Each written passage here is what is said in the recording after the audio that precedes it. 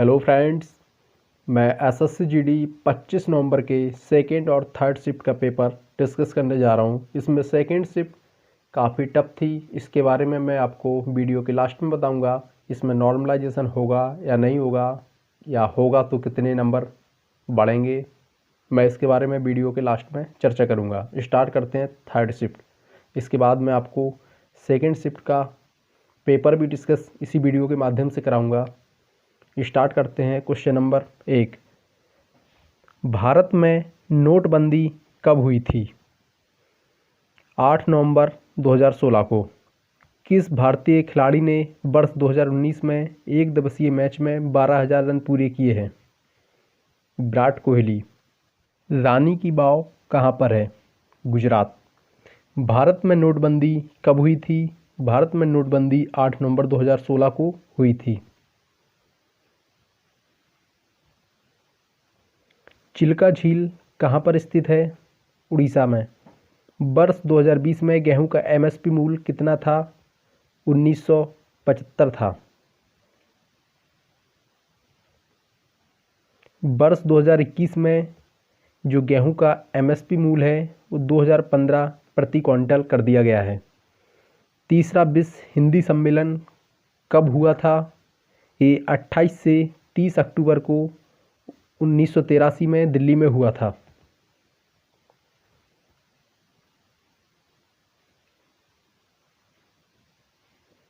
पहला विश्व हिंदी सम्मेलन 10 से 12 जनवरी 1975 को नागपुर में हुआ था। आईपीसी सेक्शन 304(1) किस से संबंधित है? यह भारतीय दंड संहिता की धारा 304 के अनुसार जो व्यक्ति तेजी व लापरवाही से कोई भी काम करते हुए किसी व्यक्ति की मृत्यु कर दें तो उसे 2 साल तक की सज़ा या जुर्माना या सज़ा और जुर्माना दोनों से दंडित किया जाएगा, परंतु यह मृत्यु इदारतन ना की गई हो, मतलब मृत्यु जानबूझकर ना की गई हो, बल्कि तेजी व लापरवाही द्वारा गठित हुई हो।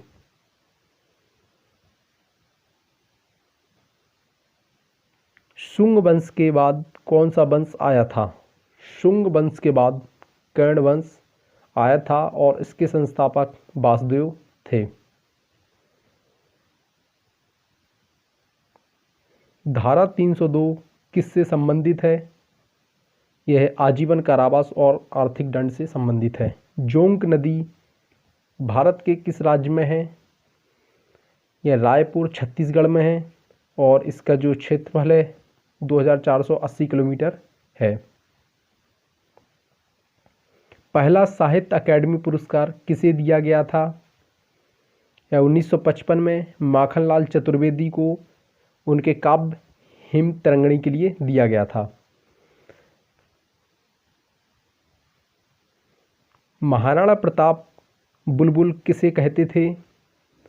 वह अपने घोड़े चेतक को कहते थे।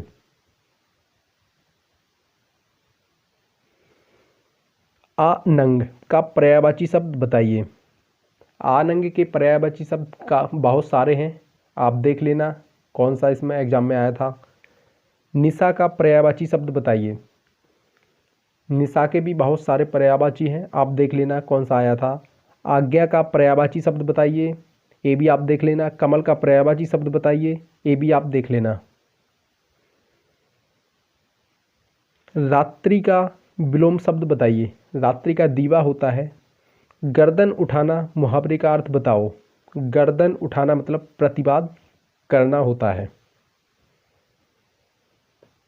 आशीर्वाद का शुद्ध वर्तनी बताओ।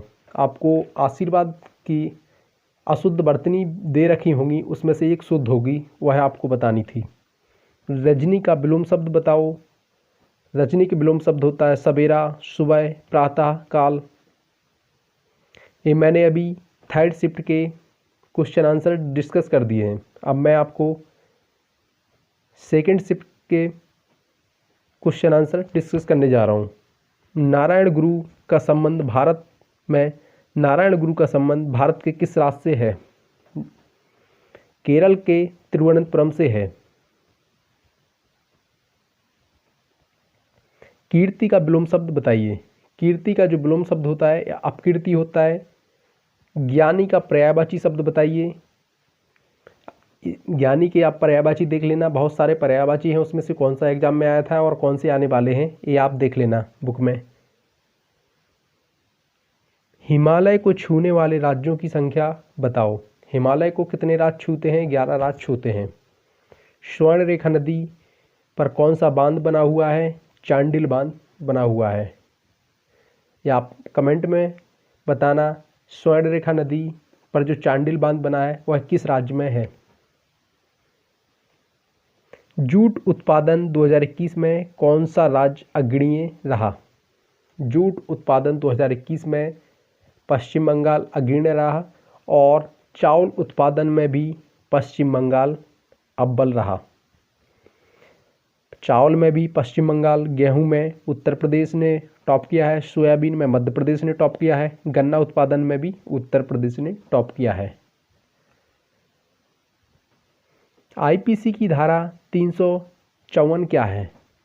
यह महिलाओं के खिलाफ अपराध तथा सजा का प्रावधान है।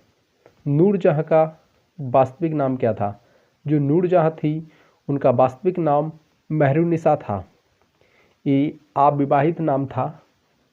वर्तमान में भारत में कितने राज्यों में द्विसदनात्मक विधायिका है? अभी लेटेस्ट में देखें तो भारत में केवल 6 राज्य बचे हैं जिसमें द्विसदनात्मक विधायिका है। वह कौन से राज्य हैं? उत्तर प्रदेश, आंध्र प्रदेश, महाराष्ट्र, बिहार, कर्नाटक और तेलंगाना।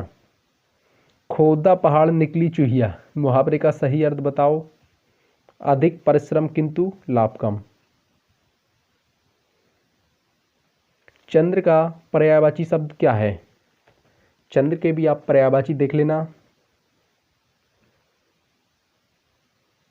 आर्य समाज की स्थापना के समय भारत का वायसराय कौन था?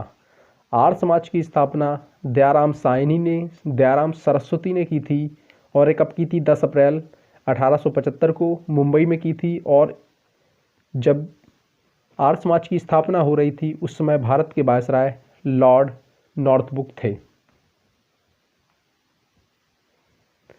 मोतियाबिंद आँख से संबंधित है तो हड्डियों से कौन संबंधित होगा? ऑस्टियोपोरोसिस। चंद्रगुप्त मौर्य का उत्तराधिकारी कौन था? चंद्रगुप्त मौर्य का उत्तराधिकारी बिंदुसार था। वर्ष 2020 तक भारतीय संविधान में कुल कितने संशोधन किए गए हैं? 104 संशोधन 2020 तक किए गए थे।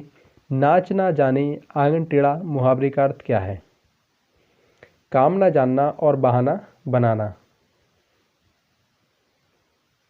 एशियाई खेल 2022 का आयोजन कहाँ पर किया जाएगा?